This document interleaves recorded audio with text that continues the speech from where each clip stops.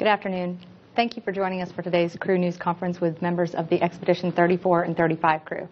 Joining me are NASA astronaut Tom Marshburn, Russian cosmonaut Roman Romanenko, and Canadian Space Agency astronaut Chris Hadfield. The three will launch to the International Space Station aboard the Soyuz TMA-07M spacecraft on December 5th. Once they've launched, they will join three crew members already on board the International Space Station, joining NASA astronaut Kevin Ford, as well as Russian cosmonauts Evgeny Talrokin and Oleg Novitsky. Their long-duration mission is expected to include, among other things, the arrival of the third SpaceX Dragon spacecraft, as well as the first Orbital Sciences Cygnus cargo craft. And in March, when their three crewmates have departed, Canadian Space Agency astronaut Chris Hadfield will become the first Canadian to serve as the commander for the Expedition 35 crew. I'll now turn it over to opening remarks. Turn it over to you, Tom. Hi, I'm Tom Marshburn, and this will be my second space flight. I'm going to be one of the flight engineers on both the Soyuz that's bringing us up to station and returning us from station, and I'll be a flight engineer on board the space station as well. Just real quick, I was born in North Carolina. I got a physics degree at Davidson College, got graduate degrees from University of Virginia and the Wake Forest School of Medicine. I was an ER doc for a while before I became a NASA flight surgeon, and then became an astronaut in 2004. I did have a chance to go to the space station in 2009, spent 11 days docked to it. And so for the flight here, I'm going to be hopefully doing some robotic arm operations. I'll be certified to do spacewalks if we need them.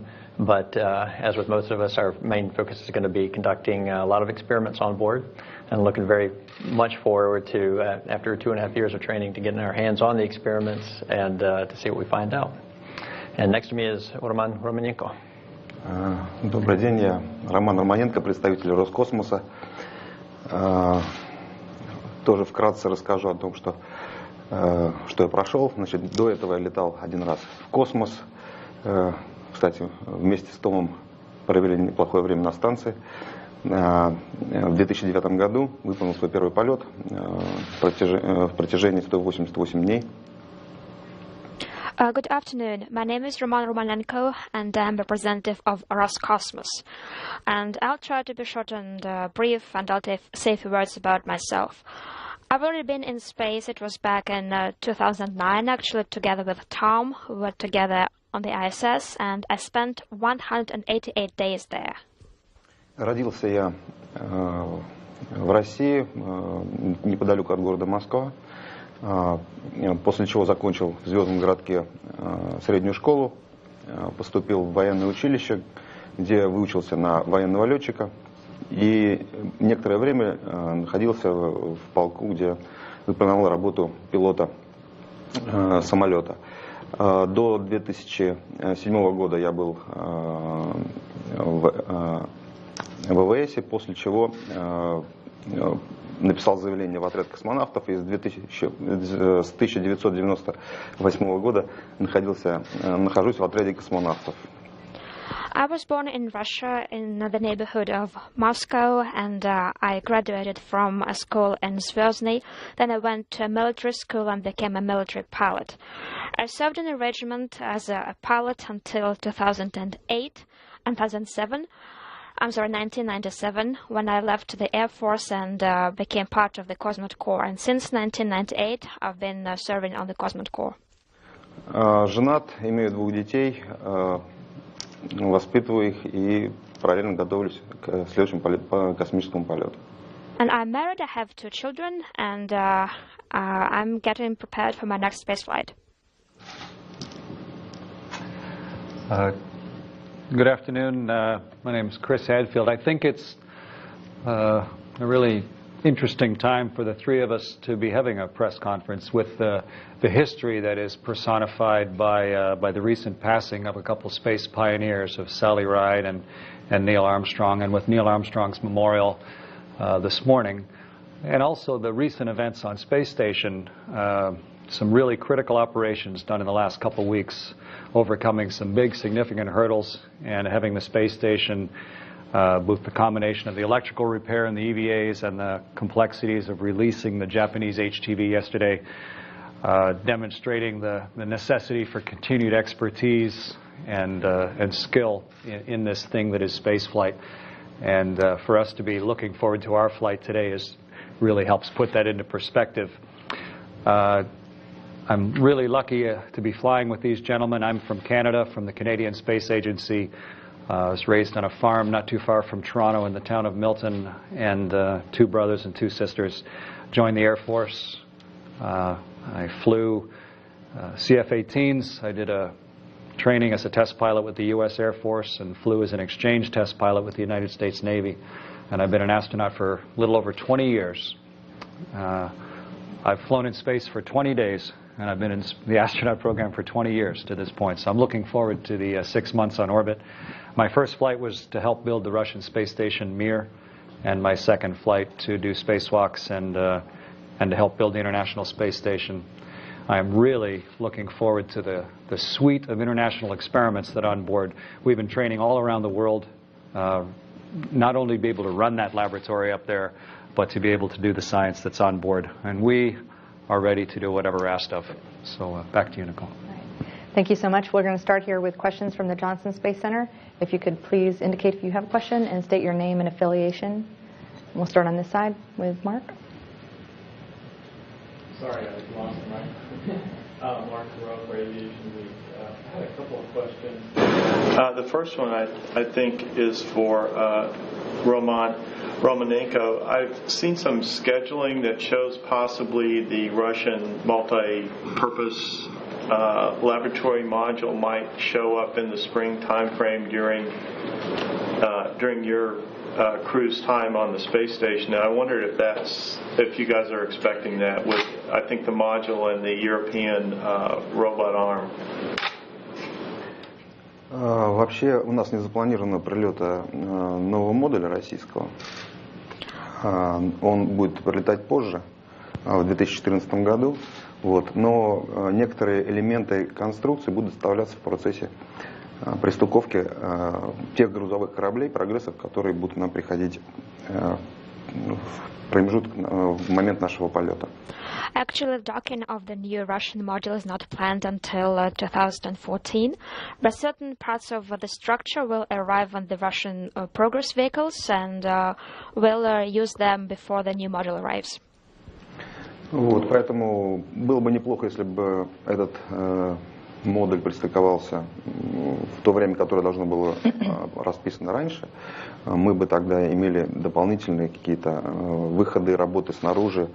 Это бы было здорово, особенно для меня, потому что я практически всю свою космическую жизнь готовился к этому.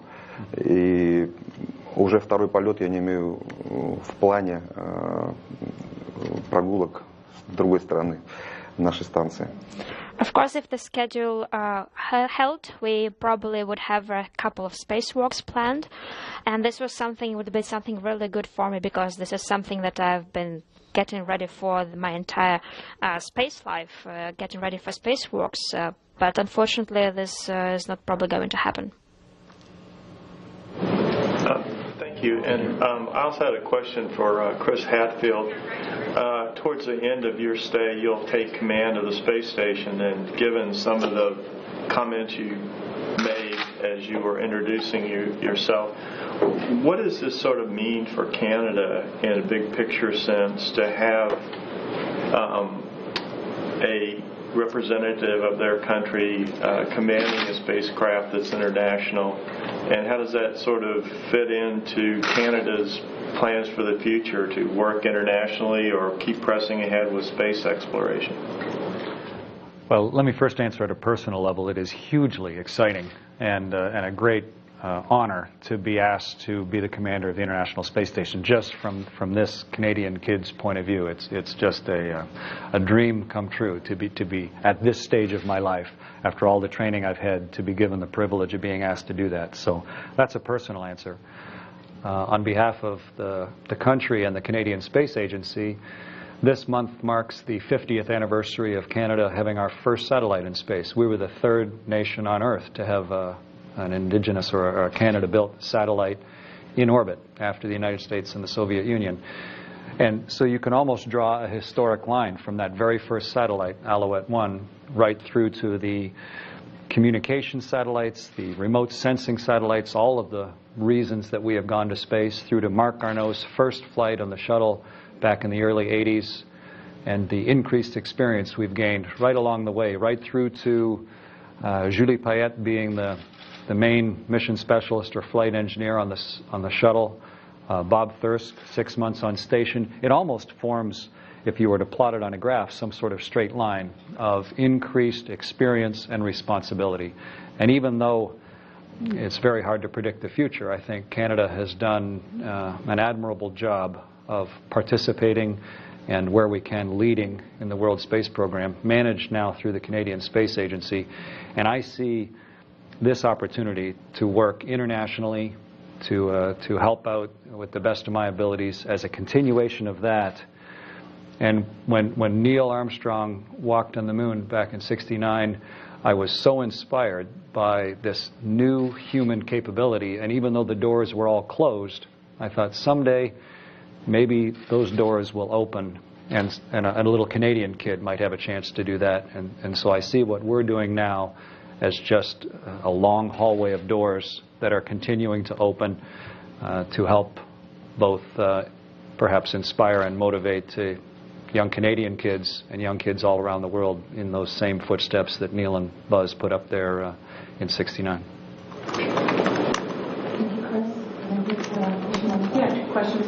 Tom, given your extensive medical background, I would feel really good being on the space station and having you there.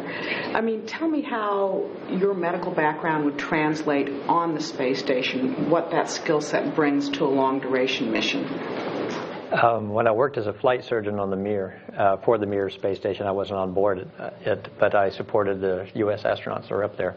I was extremely curious to experience what they were experiencing, to better understand human physiology, just to feel it on the inside there. But so I'm looking forward to getting back up there again to experience what it's like to be a human being for a long duration. You undergo changes not just when you get there, but for weeks and weeks and for a month later. So adding to medical knowledge to the extent that I can, for be able to come back as a physician, talking to physicians who take care of astronauts, and saying this is what we know by the science, and this is what it feels like, and this is the symptom complex of being in space. I'm looking forward to that. One thing that's, NASA's worked very hard on bringing the trauma center, bringing really good medicine, the top-notch medicine, to a remote location on the space station. And we can do that somewhat with technology. We can do it with putting experienced people up there. But we're always looking at ways to getting even better medical judgment up there. And in a small way, my medical judgment is what's going to add to the medical care on board. So I want to be a part of getting that on board a spacecraft even more, for a couple of reasons. Not only to enable exploration class missions, which are not going to have the option of deorbiting if a medical problem comes up. Probably won't have enough equipment to do surgery, although we're working on that somewhat.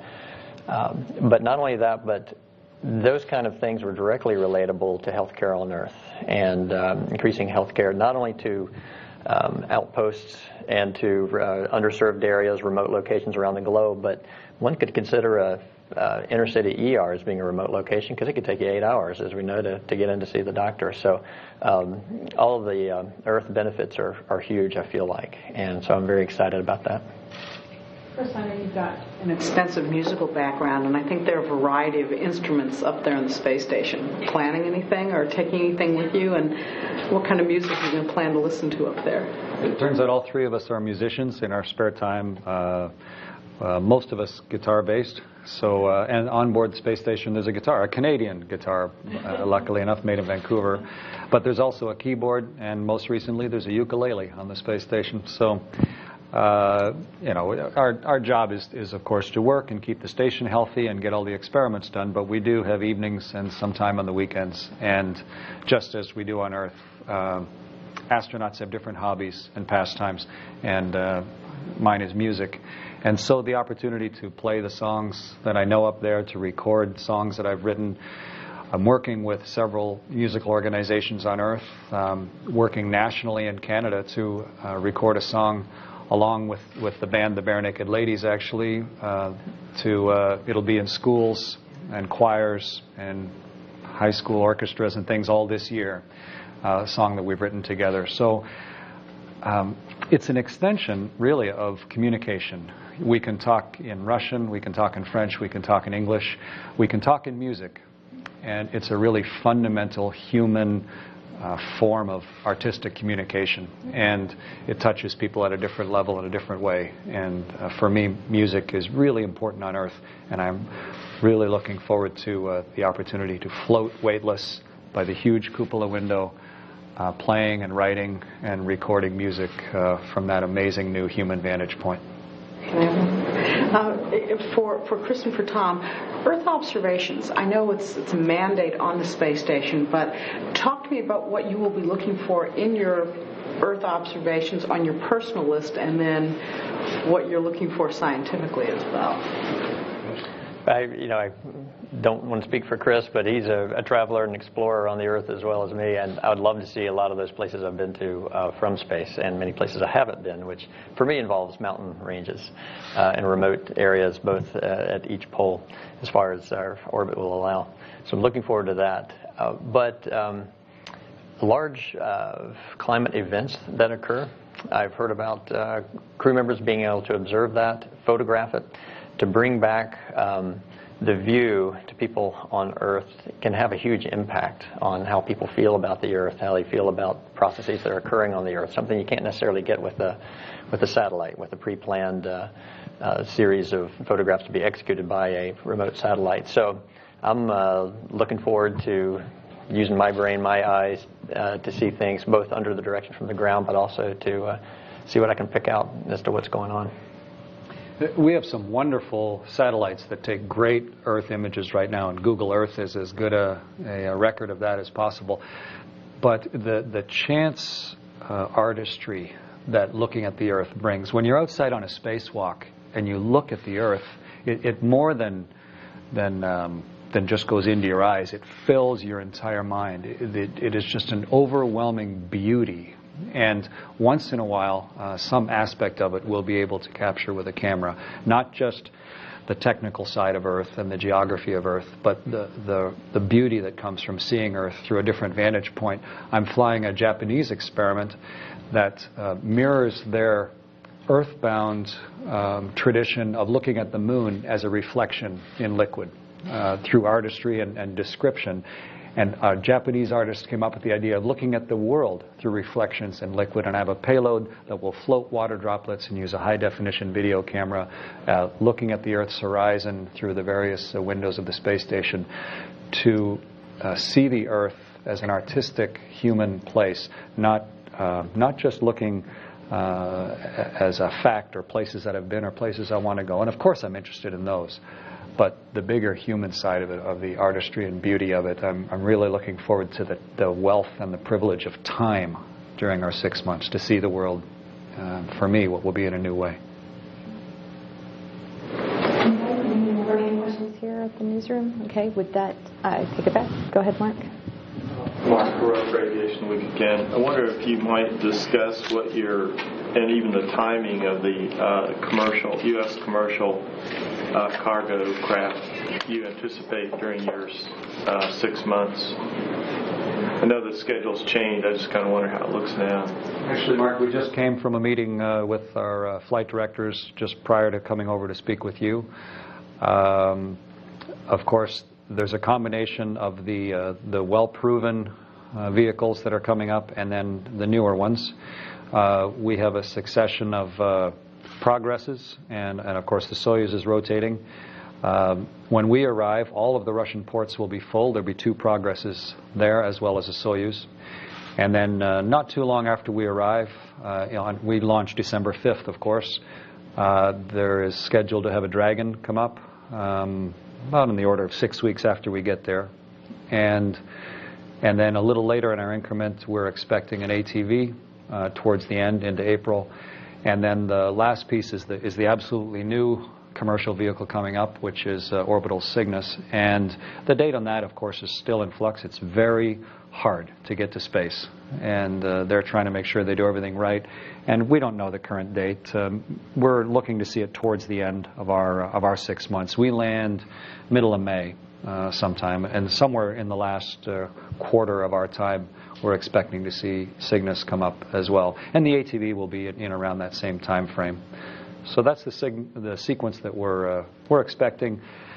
But it's not an airline. It's a complicated, step-by-step stage flow, and as a result, we've been trained, all the crew members, to take care of each one of those vehicles, whether they come up or not.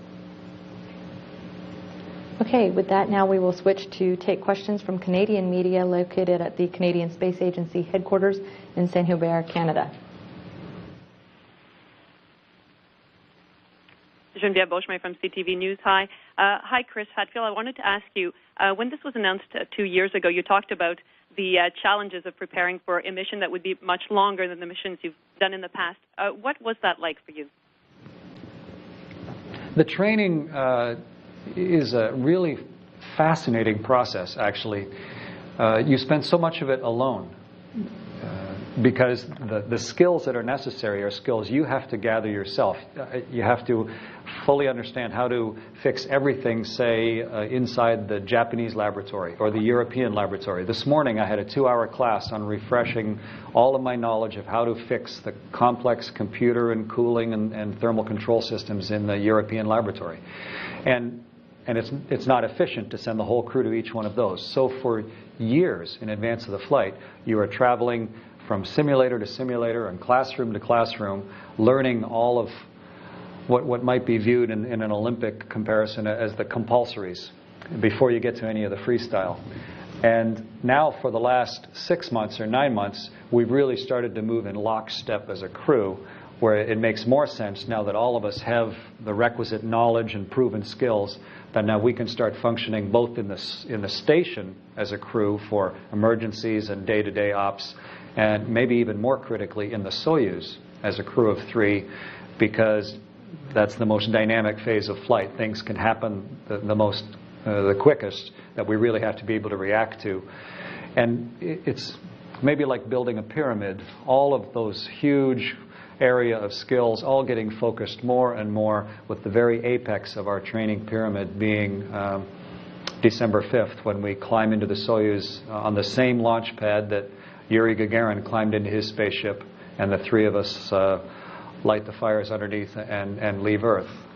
It's a complicated, demanding, long process, but a necessary process, and one that I think turns out a group of people that are really ready to do what we're asked to do.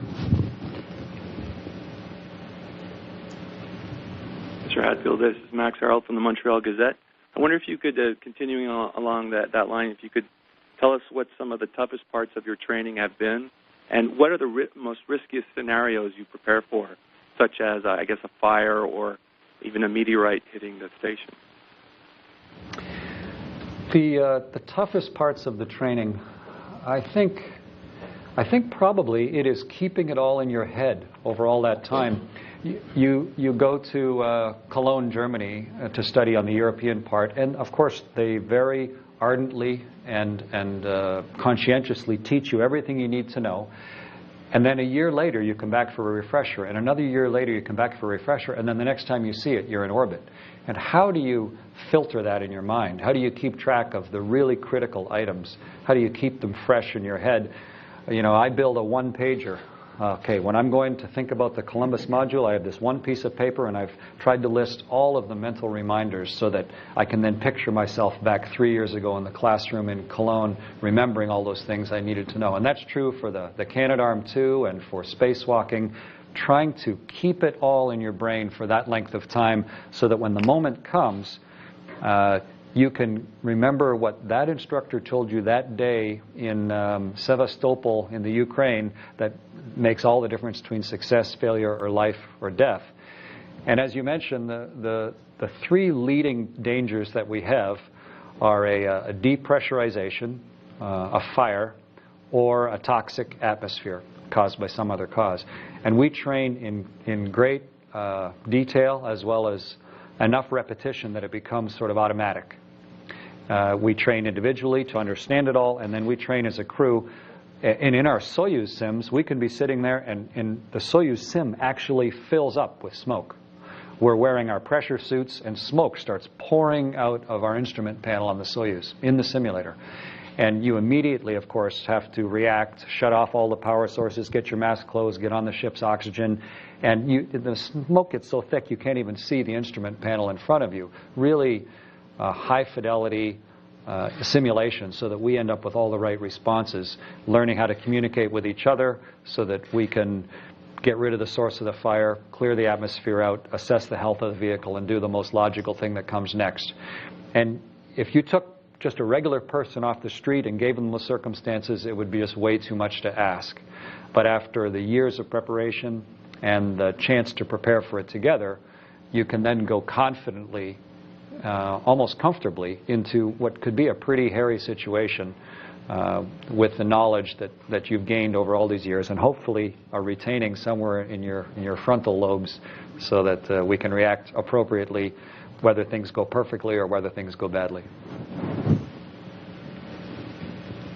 Mr. Hatfield, it's me again from the Gazette. I was wondering, you were being rather philosophical before. I was wondering if your preparation for your mission gives you a different perspective on issues here on Earth, such as violence in Libya and even separatism in Quebec.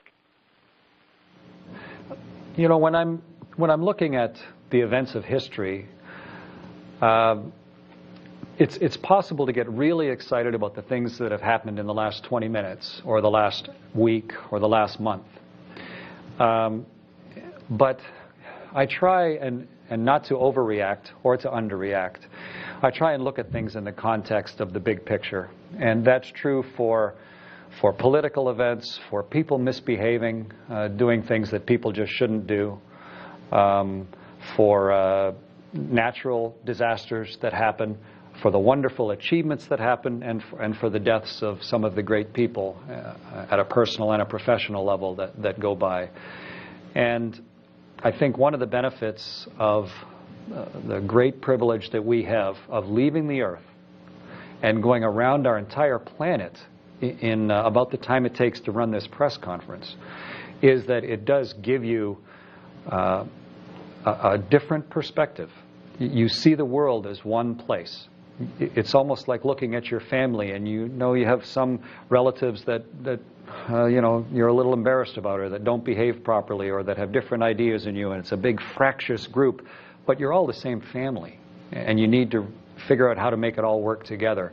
And so many people that focus, I mean, we don't do everything right on Earth by any means, but the opportunity to see it from a slightly removed vantage point physically, I think, has a real nice effect on our ability to look at it philosophically and with a little more global view. And it's a perspective that we do our very best to share and to spread, and hopefully with increased capability to fly to space, one that more and more people will internalize through their own eyes. Genevieve Beauchemin again, just one more question, Chris, you talked about the memorial for Neil Armstrong this morning. Just tell me about how much he influenced your career choice. Well, I think every one of the astronauts, even the ones born after Neil and Buzz and when Mike Collins was orbiting the moon, when they made that historic flight, will tell you that this was a watershed moment in exploration and, of course, in space exploration. For me personally, I was 9 years old. It was July, so I was at a summer cottage. And that day, that July day, I was just about to turn 10, becoming aware of the world. And to see something that was not only really hard, but something that was completely optional. We weren't doing this because we were forced to. We weren't doing this because it was a natural progression of what we were doing. We were doing this because we just barely could for the very first time. And it took us right to the limits, brought out the very best of what people could do. I found that hugely motivational. And of course, the fact that it was successful, that somehow, despite the Apollo 1 fire, despite the problems they were having trying to do the same thing in the Soviet Union, all of that somehow, magically, within our arbitrary timeline that President Kennedy had issued of the end of the decade, all managed to come true through great human ingenuity and capability, was immensely inspiring, not just in the United States, but for me in Southern Ontario and for people all around the world. And that night, I decided, boy, I'm going to grow up and be something. I want to be that. That is a wonderful thing to be part of. And we hope that, of course, we're not walking on the moon, but we are still doing something that is very new in the human experience. And as astronauts and cosmonauts, we speak with students across our own countries and around the world, and that same light bulb coming on, and the new realization that the horizons can be moved back, and that you can do something that is new in the human experience using your own ingenuity and creativity, for us to be able to subsequently carry on that mantle of inspiration is something that really motivates us, because it so hugely motivated me as a 9-year-old kid. All right. With that, we will return here to the Johnson Space Center for any final follow-up questions. And seeing none, that will wrap up our briefing. Thank you so much for joining us. As a reminder, to find out more about this crew and the International Space Station, please visit our website, www.nasa.gov/station. Thank you.